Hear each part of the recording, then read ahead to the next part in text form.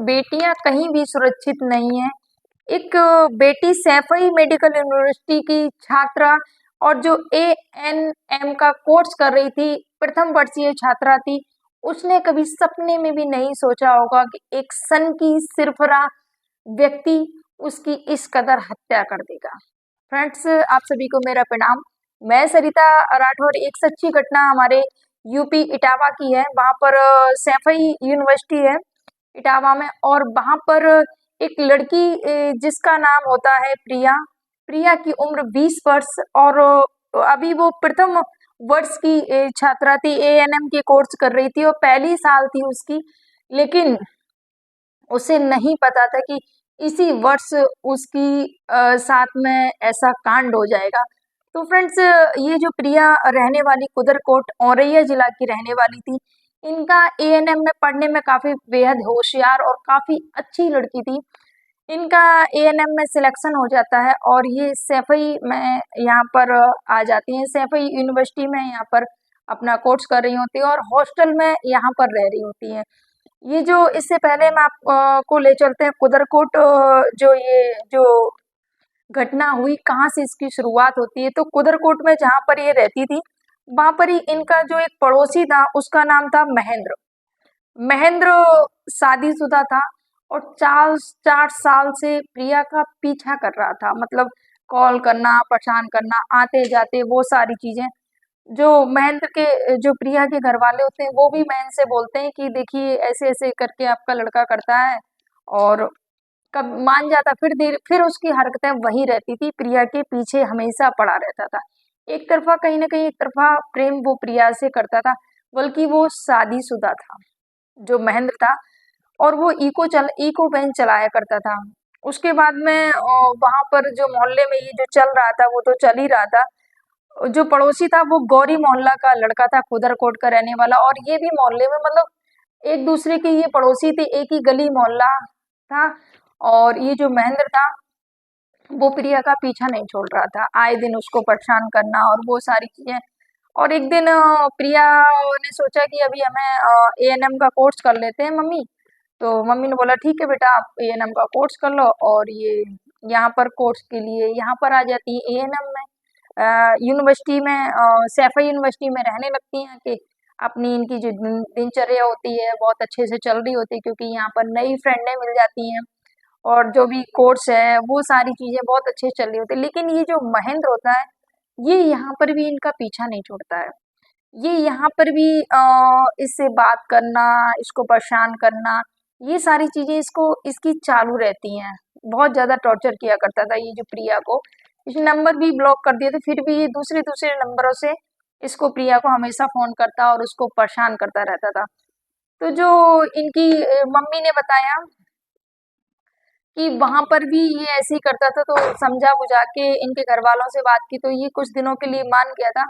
और फिर जब मेरी बेटी का यहाँ यूनिवर्सिटी में सिलेक्शन हो गया, सैफई में, इटावा में, तो हमने सोचा कि चलो ये वहां पर तो जाएगा नहीं, वहां से छुट्टी कटेगी और मेरी बेटी पढ़ लिख कर आ जाएगी, अपना कुछ ये मतलब उसकी जिंदगी से निकल जाएगा जो उसके बार बार पीछे पड़ा रहता है। और ये महेंद्र खुद भी शादीशुदा है, फिर भी ये उस प्रिया के पीछे हमेशा पड़ा रहता था। तो जो माँ थी वो सब बेफिक्र हो गए थे कि ये टेंशन वाली बात नहीं, अभी चलिए वहां पर बेटी चली गई तो इससे भी पीछा छूट जाएगा, कि जो कि आए दिन ये मेरी बेटी को परेशान करता रहता है।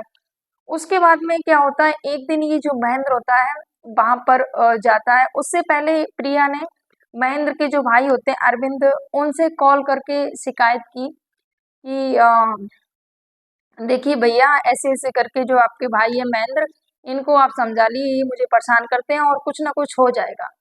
इतना प्रिया, जो लड़की होती है प्रिया, वो बोलती है महेंद्र के भाई अरविंद से, क्योंकि मोहल्ले का ही मामला था, एक दूसरे को जानते थे अच्छे से, भली भांति एक दूसरे से पहचान थी, आना जाना भी था, बातचीत भी थी। तो प्रिया ने समझा कि अरविंद भाई से बात करते हैं, वो शायद महेंद्र को समझाएंगे। तो अरविंद को प्रिया ने बताया कि ऐसे ऐसे है, ये मुझे परेशान कर रहे हैं और कुछ ना कुछ कोई बात हो जाएगी, बड़ी बात। इतना बोलकर प्रिया ने फोन कट कर दिया और समझाने के लिए बोल दिया। उधर अरविंद कुछ बात करते, या जो भी अरविंद ने बात की होगी, उसके दूसरे ही दिन प्रिया को जो महेंद्र होता है वो वहां पर हॉस्टल में आता है और प्रिया को वहां से ले जाता है। जब प्रिया को वहां से ले जाता है और ले जाने के बाद में 14/3/2024 को उसकी जो लाश मिलती है खून में लथपथ थाना बैतपुरा जनपद इटावा, वहां पर ये जो पुल है सैफई से 8 किलोमीटर दूर बैतपुरा सोनई के पुल के पास में फेंक देता है। सीढ़ी पर पुल के पास में वहां लाश को खून से लथपथ लाश को फेंक देता है और वहां से फरार हो जाता है। जब पुलिस को वहां पर लाश मिलती है, वहां के जो एएसपी संजय कुमार है उन्होंने बताया, जैसे ही ये लाश मिली फॉरेंसिक टीम तैयार की गई और सारी जांच पड़ताल करके और वो सब चीजें जो अभियुक्त है, जो मुख्य अभियुक्त है, जो उसने जिसने ये काम कांड किया है उसको गिरफ्तार कर लिया गया है। और जिस गाड़ी से वो लोग ले गया था वो गाड़ी मिल गई है, जो उसने जो भी हथियार यूज किए थे वो सारे मिल गए हैं और उसके खिलाफ रिपोर्ट और उसको जेल भी भेजने की तैयारी है। तो उसके खिलाफ धारा 302 और भी जो मृतका की मां ने जो भी धाराएं लगवाई हैं वो सारी धाराएं लग गई हैं। और उन्होंने बताया एएसपी संजय सिंह ने इसके खिलाफ कड़ी से कड़ी कार्रवाई होगी। उनकी माँ रो रही थी, उनकी माँ जो प्रिया की माँ है, क्योंकि प्रिया महज 20 वर्ष की थी और ये एक तरफा ही प्यार बोलेंगे, सन की इंसानी बोलेंगे कि जो शादीशुदा होते हुए भी एक 20 वर्ष की बेटी की जिंदगी जिसने बर्बाद कर दी। तो माँ यही बोल रही थी कि मुझे शक है कि इसने ही मेरी बेटी को मारा है, क्योंकि जब ऐसा पता चला तो माँ ने तुरंत रिपोर्ट दिखाई, दर्ज कराई जाके थाने में की है ये। और सच में जब जांच हुई तो वही पकड़ा गया महेंद्र, क्योंकि माँ को पता था कि यही मेरी बेटी की इतने दिन से 4 साल से माँ रो रो के बता रही थी कि 4 साल से मेरे बेटी का पीछा कर रहा है। और मैंने उनके घर वालों को भी बोला था कि इसको समझा लो, पर ये लड़का नहीं माना और इसने ही मेरी बेटी की हत्या कर दी है। तो घर वालों ने बोला कि इसको कड़ी से कड़ी सजा मिलनी चाहिए।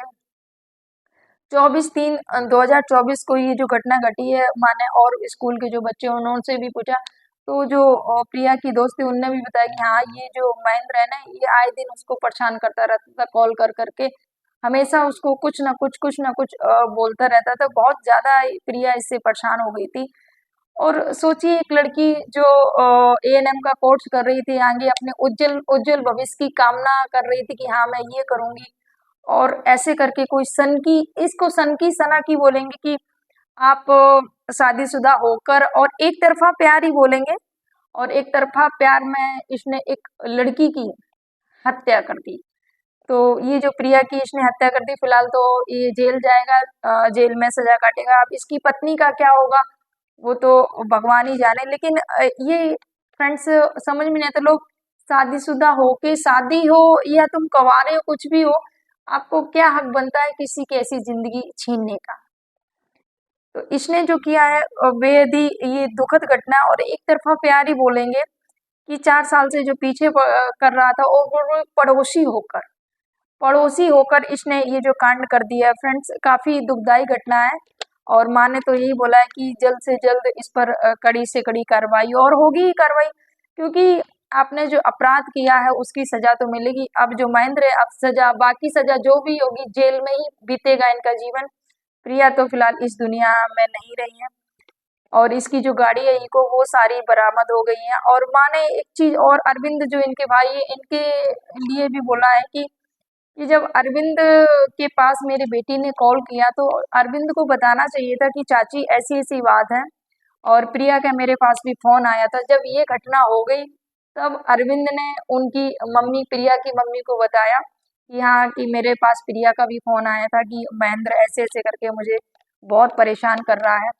मुझे लगता है कि अगर पहले से ही सारी चीजें घर वाले मिलकर बैठ के बात करते, अगर जो प्रिया ने उनके भाई से बात की थी, भाई अगर घर वालों को बोलते ऐसे से, शायद इस चीज से बचा जा सकता था। एक सन की जो सोच थी कहीं ना कहीं उस सोच को बदला जा सकता था, लेकिन महेंद्र ने तो ये कर दिया। और अभी जो भी है बाकी जिंदगी इनकी जेल में ही कटेगी, क्योंकि अ, कितना भी मुलजिम सातिर क्यों ना हो कि अपने आप को बचाए कि हाँ नहीं पकड़े जाएंगे, लेकिन आपने गलत किया है तो आपको उसका भुगतना ही पड़ेगा परिणाम।